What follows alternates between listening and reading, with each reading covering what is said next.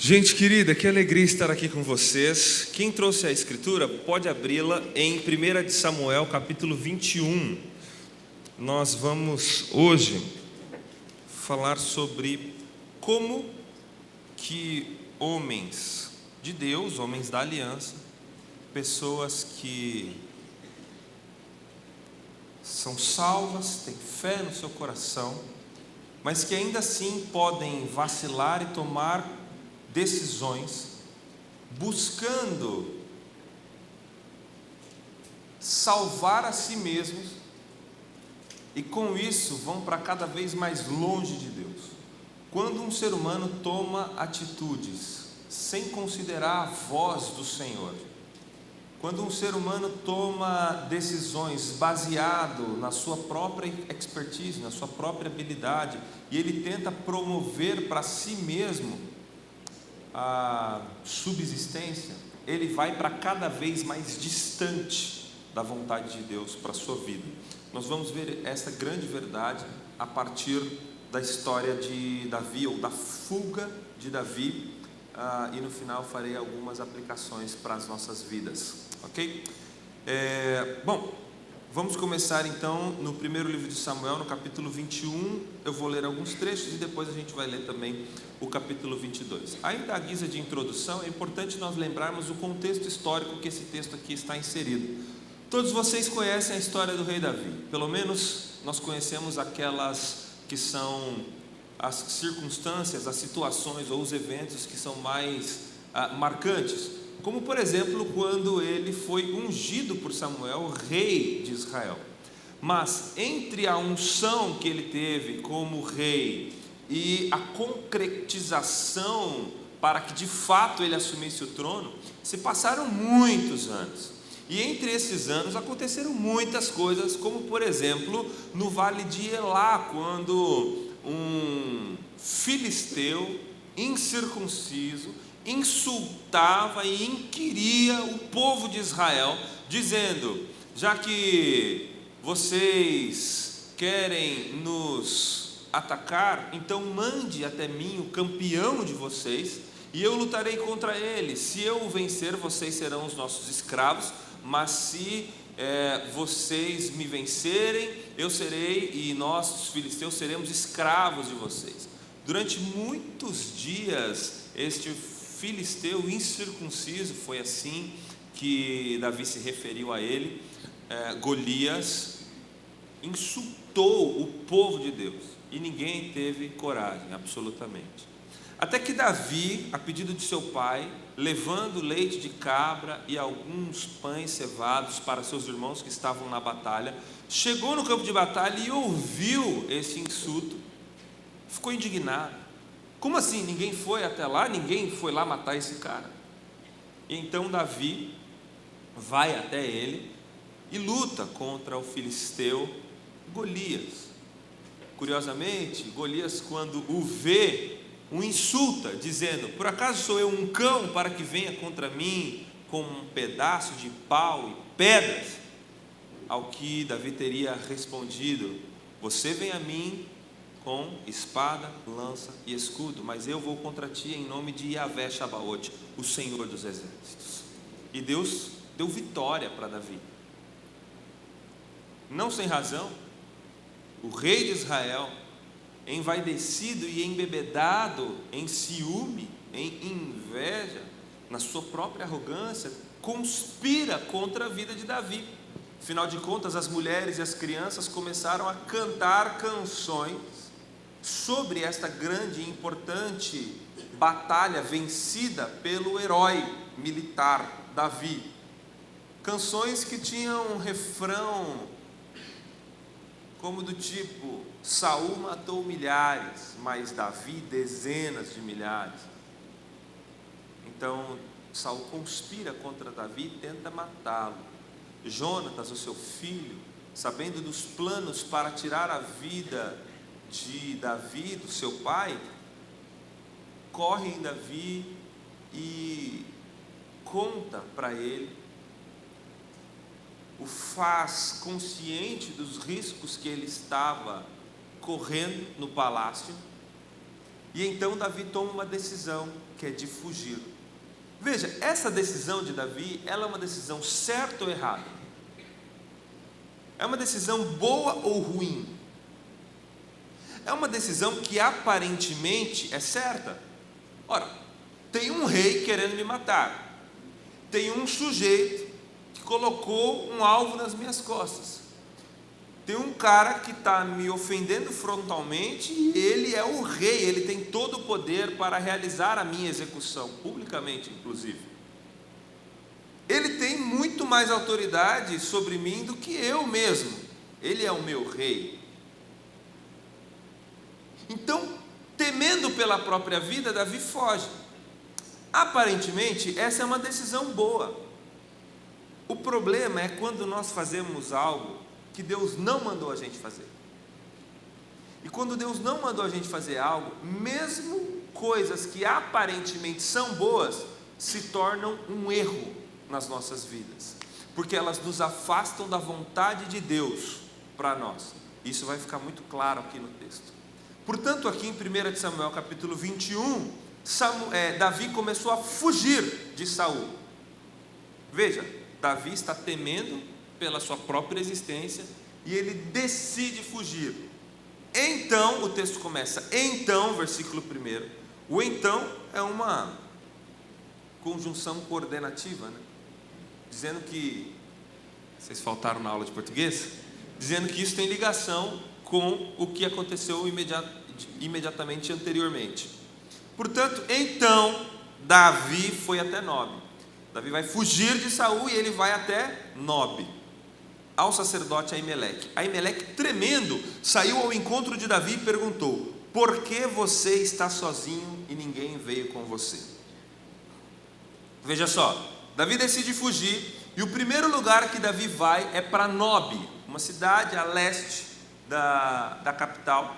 Davi vai para Nob e lá ele encontra um sacerdote. Esse sacerdote chamado Aimeleque, o texto da palavra de Deus diz que ele, tremendo de medo, vem até Davi e diz assim: uai Davi, o que você está fazendo aqui? E aí Davi conta 4 mentiras. Depois você pode ler o texto inteiro em casa, ele é muito interessante. Davi conta 4 mentiras para Aimeleque.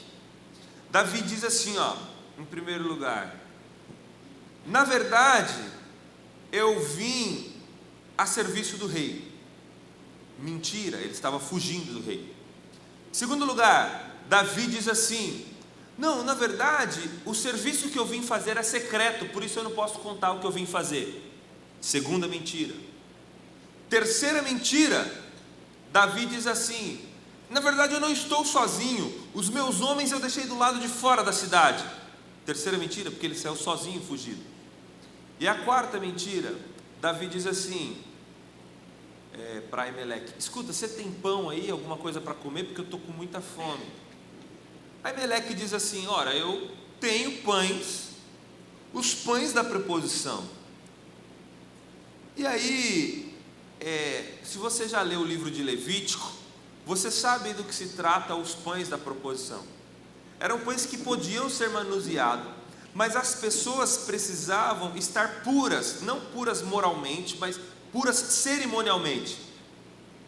Na lei, em Levítico, prevê-se uma série de rituais e cerimônias de purificação.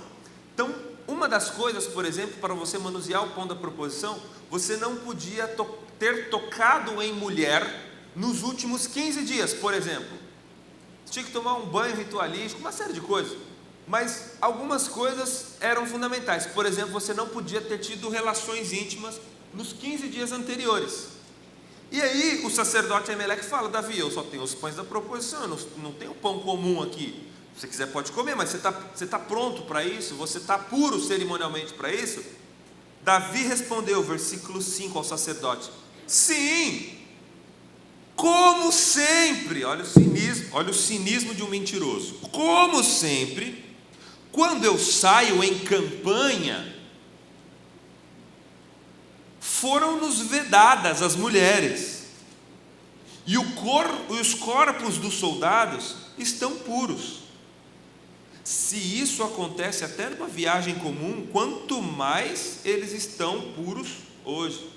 Davi diz assim: não, eu e meus homens fizemos toda a preparação ritualística. A gente sempre faz quando a gente vai sair num serviço militar, a gente sempre faz, quanto mais numa coisa tão importante quanto essa. Tudo mentira. Davi estava fugindo sozinho, desesperado, desengonçado. E é assim que o pecado funciona, gente. Quando você comete um erro de fugir da vontade de Deus para a sua vida, agora você precisa cometer um segundo pecado para justificar o primeiro pecado. Não foi isso que aconteceu em Gênesis com Abraão, capítulo 15? Capítulo 12, perdão. Deus acabara de visitar Abraão e dizer: sai da tua terra, da tua parentela, da casa de teu pai, vai para a terra que eu te mostrarei, de ti farei uma grande nação, e através de ti serão abençoadas todas as famílias da terra. O que acontece imediatamente depois? Abraão sai peregrinando, chega num lugar, o lugar está com fome, e ele diz assim: o plano de Deus de me fazer um cara rico, famoso, próspero e pai de uma grande nação é um plano bom, mas acho que Deus não contava com a astúcia da fome. Vou dar uma ajudinha para o plano de Deus. Vou até o Egito, porque lá no Egito tem abundância de alimentos. E ele vai até o Egito. O que acontece quando ele está descendo para o Egito? Ele identifica um problema. Eita, minha esposa é muito bonita. Se eu chegar lá e disser que ela é minha esposa, vão me matar para ficar com ela. Aí ele precisa cometer um pecado para justificar uma decisão errada. Ele mente, ele diz: não é minha esposa, é minha parente.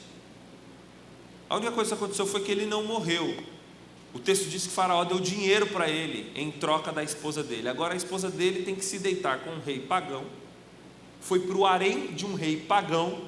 Aquela mulher que seria a mãe da semente santa, da família que traria o Salvador para o mundo, tem que se deitar com um rei pagão, porque o seu marido é um mentiroso e ficou rico com o dinheiro que ganhou negociando a sua esposa.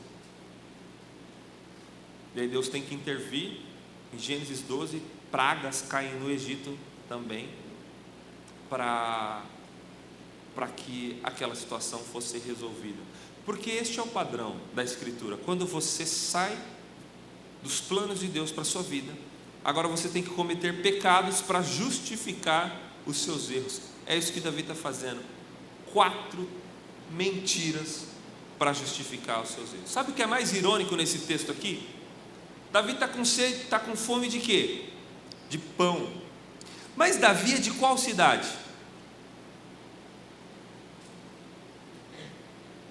Bíblia, gente. Davi é de Bethlehem, Belém. Não é isso? Quando Jesus nasce lá em Belém, os anjos nos dizem: nasceu hoje na cidade de Davi. Davi é de Belém. Bethlehem significa padaria. Olha a ironia. Davi, que nasceu na padaria, agora tem fome de pão, porque é assim que um homem que está desesperado, agindo pelo seu próprio impulso, se torna. Ele se torna refém daquelas coisas que ele tinha com abundância. Ele começa a sentir saudade e sentir falta de coisas que ele tinha em abundância. Não é isso que acontece com o filho pródigo? Quando ele lembra lá comendo as alfarrobas que eles davam aos porcos, ele se lembra que na casa do meu pai até os jornaleiros são bem tratados, até os empregados, os biscateiros, eles comem bem. Quando nós fugimos da presença de Deus, a gente começa a sentir falta daquilo que nós tínhamos em abundância. Davi, que nasceu na padaria, agora está com fome de pão. Irônico, né? Portanto, para fins didáticos, para você guardar na sua cabeça, lembre-se que o primeiro ponto desse sermão é pão. Davi tem fome, sente falta de pão. Davi está procurando pão. Ele conta 4 mentiras para conseguir isso. Bom, o texto continua. E aí Davi faz uma segunda pergunta para Aimeleque, ainda em 1 Samuel 21. Davi diz assim: o sacerdote, é o seguinte, o pão estava muito gostoso, será que, desculpa a pergunta inusitada, mas será que eventualmente você não tem uma arma e não para me emprestar? Será que você não tem uma espada, alguma coisa assim, só para me emprestar? O que é uma pergunta curiosa. Ele acabara de dizer que se preparou para sair em incursão militar. Como ele se preparou se ele não trouxe nenhuma arma? Isso está no versículo 8. Davi disse a Eimeleque: você tem aqui à mão uma lança ou uma espada? Eu não trouxe comigo nem a minha espada nem as minhas armas, porque a ordem do rei era urgente. Ele insiste na mentira. Sabe o que a Eimeleque responde para ele? Está aí no versículo 9. A Eimeleque diz assim: olha, a espada do gigante filisteu, de Golias, o homem a quem tu derrotaste no vale de Elá, está aqui. E aí Davi usa uma expressão que é de um cinismo, é de uma incredulidade, é de um coração embrutecido que já está contando agora com a própria força, é alguém que já está desconsiderando totalmente o Senhor. Ele diz assim, versículo 9: disse Davi: não há outra semelhante, dê-me a espada. Ora, olha que ironia. Primeiro ponto, pão. Segundo ponto, espada. Davi está atrás de uma espada. Só que você sabe o que é mais irônico? Que essa espada era a espada que Golias usara quando Davi o venceu em nome do Senhor dos Exércitos. E ao ser interpelado pelo gigante, que hipoteticamente falara para Davi se era um cachorro, para que ele viesse até ele com pedaço de pau e pedra, Davi respondera naquela ocasião: você vem contra mim com espada, com lança, com escudo, mas eu confio em Yahvé Shabaoth, o Senhor dos Exércitos. E agora Davi está almejando o objeto que o próprio Senhor havia dado livramento pela sua forte mão. Agora Davi está almejando aquele objeto e ele diz: não há arma semelhante a esta para a minha própria proteção, me dê a espada. Aquilo que era fruto da ojeriza passa a ser almejado por um coração incrédulo. É assim que homens que estão desesperados agem. Antes confiavam no Senhor, agora estão atrás de recursos financeiros, estão atrás de proteção pessoal, porque deixaram de confiar no Senhor dos Exércitos. O que aconteceu com a fé daquele garoto? Que quando foi perguntado por Saul sobre a sua valentia e sobre a sua coragem, respondera: eu já lutei contra um urso, eu já lutei contra um leão, e o Senhor dos Exércitos me deu a vitória. Agora ele deixa a sua fé no Senhor dos Exércitos e coloca a sua fé numa espada conseguida à base de mentiras. Não há outra semelhante. Dê-me a espada. Primeiro, pão, para você não esquecer. Segundo, arma. Davi está atrás de uma arma. Em terceiro lugar, o texto diz que Davi foge, no versículo 10. Naquele dia, Davi se levantou e fugiu de Saul. Ele foi procurar o rei Aques, rei de Gate. Estou no versículo 10. Davi então, ele sai da capital de Judá, ele vai até Nob, e agora Davi vai para mais longe ainda. Davi vai para onde? Para Gate. Sabe onde fica Gate? Fora de Israel, outro país. Sabe em que país fica Gate? Filistia. Gate é a capital dos filisteus, e Iax é seu rei, que havia contratado os serviços de Golias para intimidar Israel. Em terceiro lugar, Davi quer uma aliança com pagãos. Pão, arma, aliança. O problema é que Davi quer uma aliança com um inimigo de Deus. Um rei pagão que já havia sido julgado e condenado pelo próprio Deus. Na lei mosaica, você não podia ter negócio com pagãos, não podia se casar com pagãos. E agora Davi quer uma aliança. Por quê? Davi está utilizando aquela velha lógica de que o inimigo do meu inimigo é meu amigo. Agora ele esqueceu que com isso ele está se tornando inimigo do próprio Deus, porque ele está se aliando a um rei pagão. Pão, arma e aliança. Acontece mais uma ironia no texto. Davi, que parece ser tão sábio e tão articulado, está promovendo para si mesmo, com a sua habilidade, com a sua expertise, meios para continuar vivo, acaba em uma situação pitoresca. Por quê? Os homens daquela cidade começam a desconfiar: olha, esse sujeito é Davi, esse cara aí é o que matou Golias. Davi, então, temendo pela sua própria vida, começa a se fingir de louco. O texto diz que ele começa a arrancar as barbas, arrancar o cabelo, babar, arranhar as portas da cidade.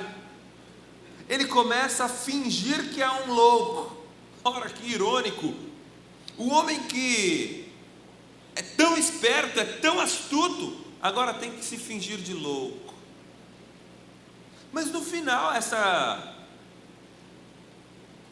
demonstração externa é apenas uma referência do seu próprio coração. Foi o Senhor Jesus quem chamou de louco as pessoas que lutam pela própria sobrevivência com todas as suas forças. Lembrem-se de quando Jesus contou a história, a parábola do homem que construiu grandes celeiros, acumulou muitos grãos, derrubou os celeiros, construiu celeiros ainda maiores, acumulou ainda mais grãos para si, mais comércio, mais dinheiro, mais riquezas, e com isso ele disse: posso descansar em paz, a minha alma está farta, agora posso aproveitar os meus dias, porque estou em paz. E Jesus disse: louco, esta noite pedirão a tua alma, e o que você tem em troca? Que é loucura, é correr atrás do vento, tentar subsidiar a própria existência. E é isso que Davi está demonstrando aqui com as suas ações, todo desengonçado, mentindo, tentando fazer alianças, correndo igual uma barata tonta. Tudo porque agiu sem consultar Deus. Em nenhum momento do texto aparece Davi perguntando a Deus o que Deus queria que ele fizesse. O texto continua, e no versículo 3 do capítulo 22, eu vou pular aqui umas partes por conta do tempo.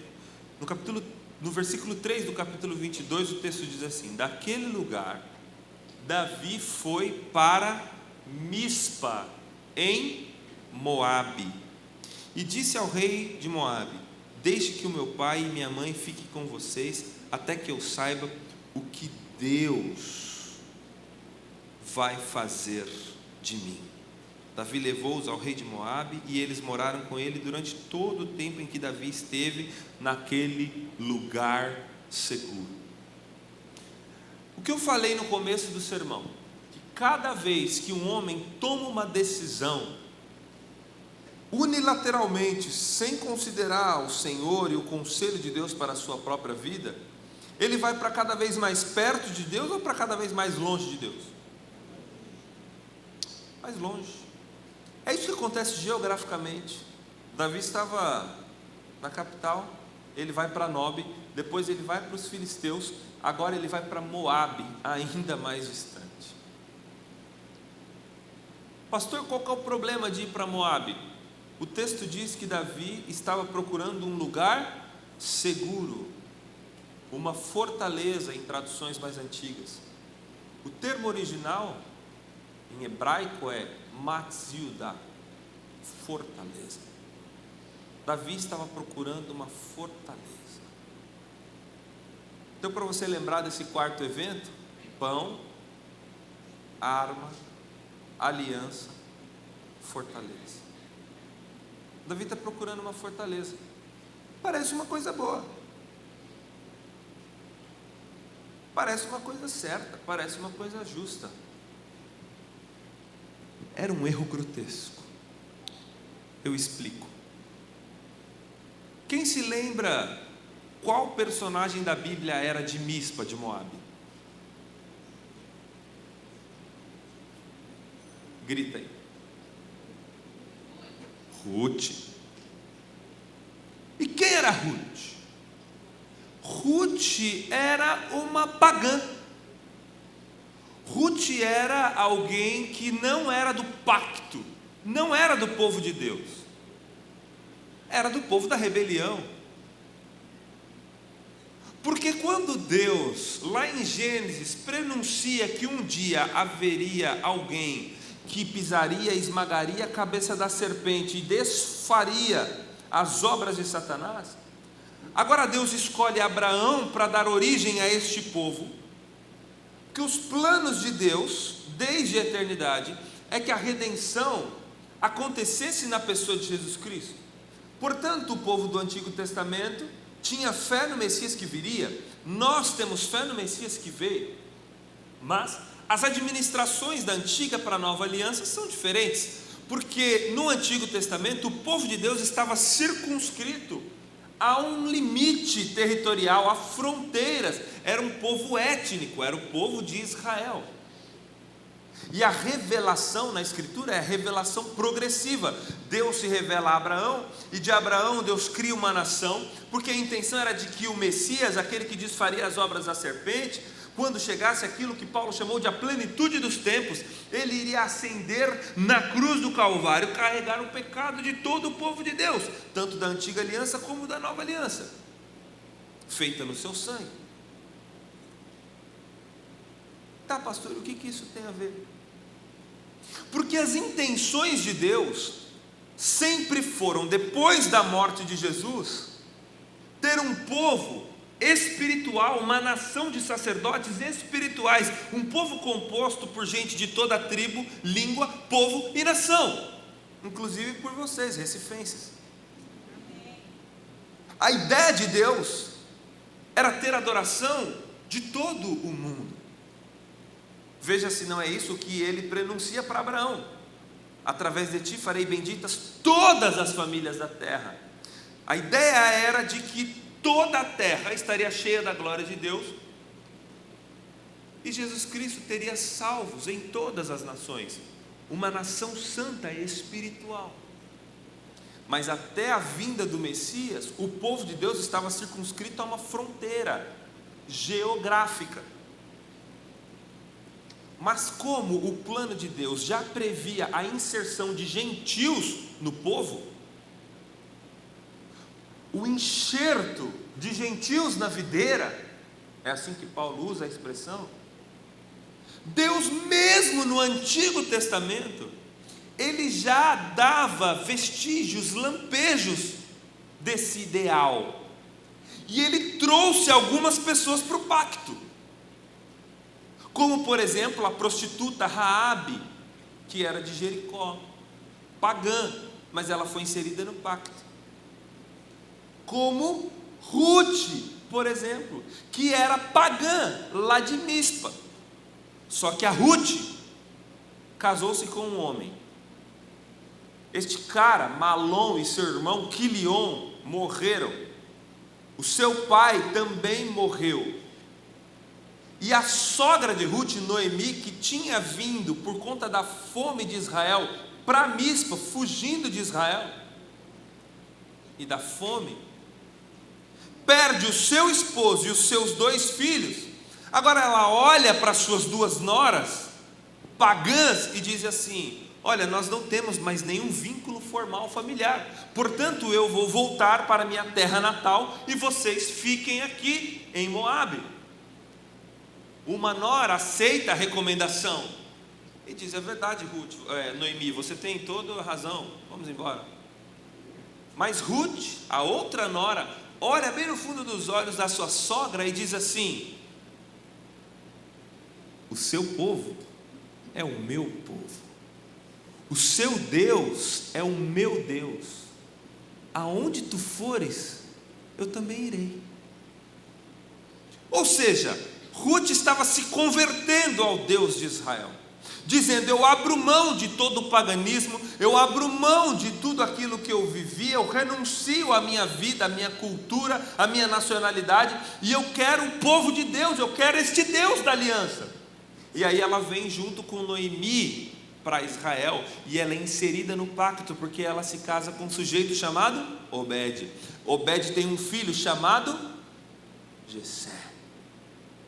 Ela se casa com um cara chamado Boaz. Boaz tem um filho com ela chamado Obed. Obed tem um filho chamado Jessé. Jessé tem um filho chamado Davi. Portanto, Ruth é bisavó de Davi. Tá bom, pastor, onde está o erro de Davi? Não entendeu ainda? Deus trouxe Ruth de Moabe para o pacto, porque de Deus tinha um plano na vida dela. Se você abrir a sua Bíblia em Mateus capítulo 1, para ler a genealogia da ascensão da família de Jesus, dos ascendentes da árvore genealógica de Jesus, quem está lá? Ruth. O que Davi está fazendo é pegando a família da aliança e levando a família da aliança novamente para um país pagão. Davi não está colocando em risco agora a própria existência e a existência da sua casa, mas Davi está colocando em risco o plano da redenção, porque Deus estava trazendo alguns pagãos para o pacto, para já prenunciar o que ele faria em Cristo, que gentios como eu e você teriam acesso ao trono da graça. E Davi estava agindo contra os planos eternos de Deus. É aí que Deus aparece no texto. Veja o que diz o versículo 5. Porém,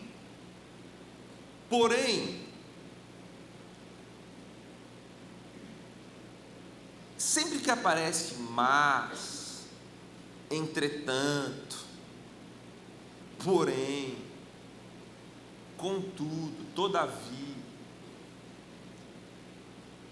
você tem que ter muita atenção,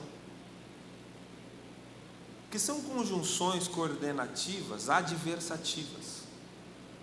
Isso significa que se o que foi dito antes era bom, o que vai ser dito agora é ruim. Se o que foi dito antes era ruim, o que vai ser dito agora é bom. Portanto, este porém está desaprovando tudo o que Davi estava fazendo.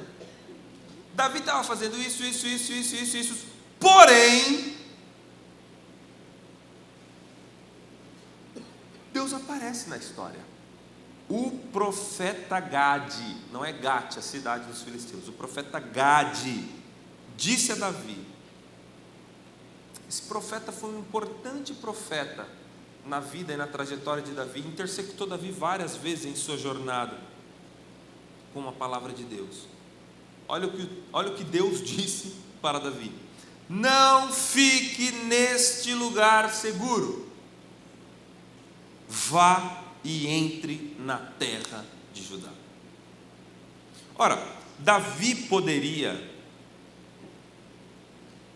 ter dito ao Senhor o seguinte: Senhor, deixa eu te dizer uma coisa, eu acho que o Senhor perdeu um pouquinho a história, mas o Saul quer me matar, e o Saul mora em Judá, E você quer que eu vá para ajudar? Eu vou ficar do lado do risco, no ambiente onde eu sou mais frágil, mais vulnerável, estou mais exposto. É lá que o Senhor quer que eu esteja? Deus tem um senso de humor, né? Às vezes Deus nos leva nos lugares piores para se estar, porque o lugar mais instável com Jesus é o lugar mais seguro para se estar, e o lugar mais supostamente seguro sem Jesus é o pior lugar que um cristão pode estar.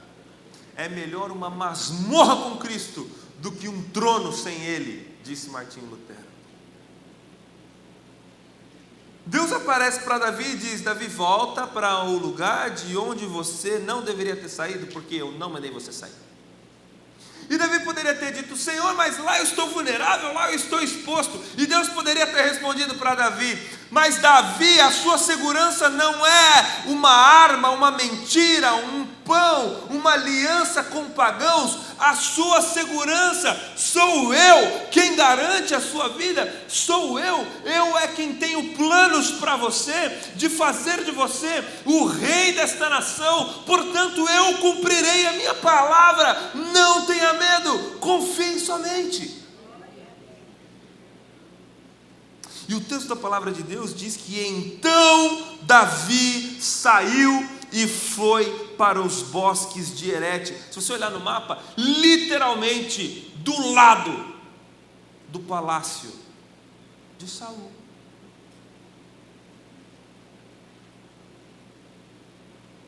E Davi passa a viver perigosamente.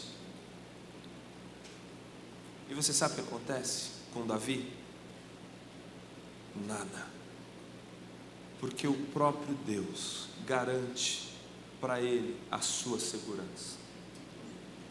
Nós estamos em 1 Samuel capítulo 22. Sabe o que acontece em 2 Samuel capítulo 22?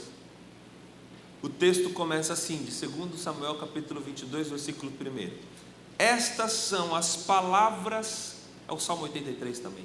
Estas são as palavras que Davi cantou ao Senhor, depois de Deus tê-lo livrado das mãos de Saul e de todos os seus inimigos. Essas são as palavras da canção que Davi cantou ao Senhor, depois de Deus tê-lo livrado das mãos de Saul e de todos os seus inimigos. Quem livrou Davi das mãos de Saul e de todos os inimigos? Deus. E sabe qual é a primeira frase da música? Quando Davi chegou lá em Mispa, ele estava procurando uma cidade segura. No original, Matsudá, fortaleza. Sabe como começa a primeira frase da música de 2 Samuel 22, que Davi canta depois de Deus tê-lo livrado das mãos de Saul e de todos os inimigos? Yavé Rabamatsudá, Jeová é a minha fortaleza. Davi reconhece que um lugar seguro não é um espaço físico, não é uma mentira, não é uma articulação política, não é uma aliança, não é uma mentira. A nossa segurança é Cristo. E nós não estamos aqui para falar de Davi, nós estamos aqui para falar de Jesus. Enquanto Davi estava procurando um lugar seguro, o texto de Filipenses diz que Jesus, aquele para quem Davi apontava, aquele do qual Davi era apenas um tipo, o nosso Senhor, esvaziou-se de si mesmo, deixou a sua glória e assumiu a forma de servo. Davi procurando um lugar seguro, Jesus se fez vulnerável. Davi coloca em risco toda a sua família. O texto diz que a sua família vai para Moabe, junto seus pais, os seus irmãos, e agora todos estão correndo risco. Jesus é aquele que diz: não existe maior amor do que esse, aquele que dá a vida pelos seus amigos. Enquanto Davi está lutando pela própria existência, Jesus está dando a sua vida em favor dos seus. Davi incrédulo no seu coração, faz a sua vontade para tentar sobreviver. Jesus, mesmo com medo, ele ora e roga ao Pai, dizendo: Pai, seja feita a tua vontade, passa de mim esse cálice, se possível for, mas contudo, faça a tua vontade. Se submete à voz de Deus. Davi está em busca de um pão para saciar sua fome, contando mentiras para isso. Jesus, quando foi tentado por Satanás, olha, transforma essas pedras em pães. Jesus recorreu ao Senhor e à Escritura dizendo: nem só de pão viverá o homem, mas de toda a palavra que sai da boca de Deus. Davi mentiu para conseguir uma espada, almejando uma espada que o próprio Deus já havia dado livramento a ele. Jesus disse a seus discípulos: aquele que vive pela espada, morre pela espada. Davi é apenas um homem pecador como eu e você, cheio de medos e anseios. O nosso Senhor Jesus é a nossa segurança, em quem nós podemos nos refugiar. Que do alto de uma cruz bradou: Pai, por que me desamparaste? Naquele momento onde os meus e os seus pecados, os meus e os seus temores estavam sobre ele, Jesus foi abandonado um dia para que eu e você não precisássemos nunca mais ser abandonados pelo Pai. Portanto, não tenha medo. Se o seu relacionamento está ruim, Jesus é a sua fortaleza. Se você está passando por uma crise financeira, não se desespere. Não lute pelas próprias forças. Não tente tomar decisões precipitadas. Não minta para si mesmo. Você vai acabar um louco como Davi. Confie em Jesus, Ele é a sua fortaleza. Se você está passando por uma crise conjugal, confie no Senhor, Ele é a sua fortaleza. Não recorra a mentiras. Se você está atravessando um problema sério de saúde, confie no Senhor.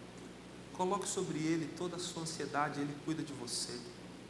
Se você está sofrendo problemas psicológicos, crises de ansiedade, desespero, talvez alguém te tocou indevidamente na sua infância, até hoje isso te machuca profundamente. Eu sinto muito, mas confia no Senhor. Ele é a sua segurança. Talvez você não teve um pai para te proteger. Talvez você não teve o abraço da sua mãe. Mas a Escritura diz que um pai e uma mãe podem abandonar um filho, mas o Senhor nunca nos abandona. Confia no Senhor. Ele está do nosso lado. Vamos orar. Feche seus olhos. Talvez você tenha algo que você queira dizer para o Senhor. Diga com as suas próprias palavras.